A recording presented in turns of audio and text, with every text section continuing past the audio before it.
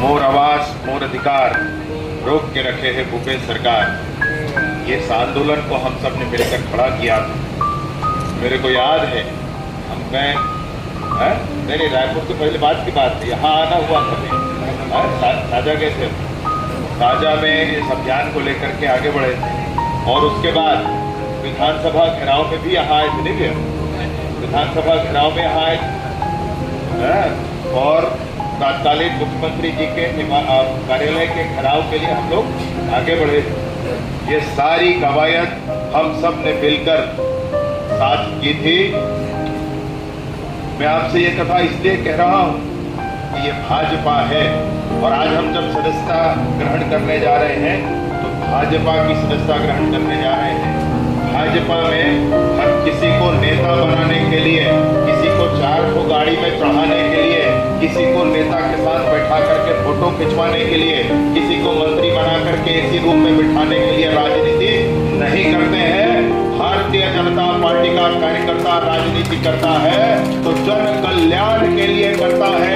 Bharatiya Janata party का कार्यकर्ता राजनीति करता है तो देश को आगे बढ़ाने के लिए करता है। हम लक्ष्य बांध कर करते हैं कि 2045 में भारत कैसा होना चाहिए, ये हमारा लक्ष्य है।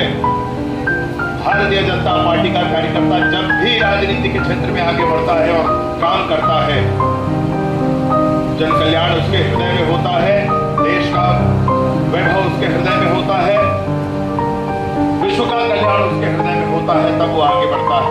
आज सदस्यता के दिन में मैं आपसे निवेदन पूर्वक ये बात कहना चाहता हूँ कि जैसे मुझे मेरे पिताजी की सेवा करनी चाहिए, ये एक अमिट सिद्धांत है, ये समय हमेशा के लिए बना हुआ सिद्धांत है। मुझे मेरी माता जी की सेवा करनी चाहिए, ये सदैव का सिद्धांत है, ये सबको स्वीकार्य सिद्धांत है, सब इसको बिल्कुल मानते हैं। वैसे ही अपनी पार्टी की सदस्यता के लिए अगर आप काम करते हैं तो ये अपने पिता माता की सेवा करने के लिए, मैं अपनी पार्टी को मां मानता हूं और इसलिए पार्टी की सेवा करने के लिए सदस्यता करना चाहता हूं, पार्टी का विस्तार करना चाहता हूं, मैं अपनी पार्टी के विचारधारा का विस्तार करना चाहता हूं, मैं अपनी पार्टी का वो आधार बनाना चाहता हूं जिसके माध्यम से हमारे विचारधारा को आगे रख करके हमने जो लक्ष्य रखे हैं अपने हृदय में बांधकर, वो लक्ष्य पूरे करने चाहिए। हम अपने लक्ष्यों को पूरा करने के लिए काम करते हैं, हम अपने लक्ष्यों को पूरा करने के लिए काम करते हैं और उन लक्ष्यों में से एक लक्ष्य जिसकी चर्चा मैंने शुरू में आपसे प्रारंभ की कि प्रधानमंत्री आवास के लिए पूरा प्रधानमंत्री आवास विगत सरकार ने रोक कर रखा था और भारतीय जनता पार्टी के एक कार्यकर्ता ने प्रधानमंत्री आवास के लिए आवाज उठानी शुरू की थी। आपको ध्यान होगा हमने किसी की परवाह नहीं की थी, हर एक पंचायत में कार्यक्रम हुए थे, आंदोलन हुए थे, हर एक विधायक का घेराव हुआ था और उसके बाद रायपुर में एक बड़ा घेराव का कार्यक्रम हम सब ने मिलकर के किया था।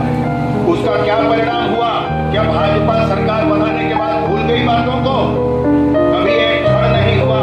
हमारे मुखिया, हमारे नेता माननीय विष्णुदेव साय ने पल पल चिंता की है इस बात पर, उन्होंने सदैव चिंता की है और मैं आज आपको एक सुखद बात बताना चाहता हूँ। ये सोचिए, आप देख लीजिए, मैं इसकी फोटो करके आपको भेज दूंगा। अभी एक व्हाट्सएप मैंने अभी आपको थोड़ी देर पहले भेजा थी, आपके व्हाट्सएप में आया होगा। ये सोचिए, आप देख लीजिए, 17 राज्यों की सूची के नाम है इसमें, 17 राज्यों के नाम है। उन राज्यों को जिनको प्रधानमंत्री आवास आवंटित किया गया, अभी केंद्र की सरकार ने, जैसे ही मोदी जी की सरकार तीसरी बार बनी, लक्ष्य बांध लिया कि अभी 2 करोड़ आवास तुरंत ही ग्रामीण क्षेत्रों में आवंटित किए जाएंगे। आप देख लें, ये 17 राज्यों के नाम है इसमें, 17 राज्यों के नाम है। 2 तरह के आवास के आंदोलन हमने किए थे। हमने कहा था कि 2011 की जो SECC डाटा है, परमानेंट वेटिंग लिस्ट है, उस वेटिंग लिस्ट को नहीं दिया गया है आवास। भूपेश जी ने वो सारे आवास रोक कर रख लिए हैं। ये बात हम लोगों ने उठाई थी। हम लोगों ने दूसरी बात भी उठाई थी कि आवास प्लस का भी पूरा आवास रुका हुआ है और हमने ये कहा था जनता से कि जब भाजपा की सरकार आएगी तो इस आवास को जनता को दिलाया जाएगा। ये कल की सूची है जो मैं आपको दिखाना चाहता हूँ। हमारे मुखिया माननीय नरेंद्र मोदी जी ने पूरे देश में 32,50,000 प्रधानमंत्री आवास की स्वीकृति दी है और उस 32,50,000 प्रधानमंत्री आवास में 8,46,931 आवास छत्तीसगढ़ को दिए गए हैं। मित्र, मैं आपको बताना चाहता हूं दिखा रहा हूं, इसमें 2 कॉलम है। एक कॉलम ये है जिस कॉलम में ये दिखाया गया है कि 2011 की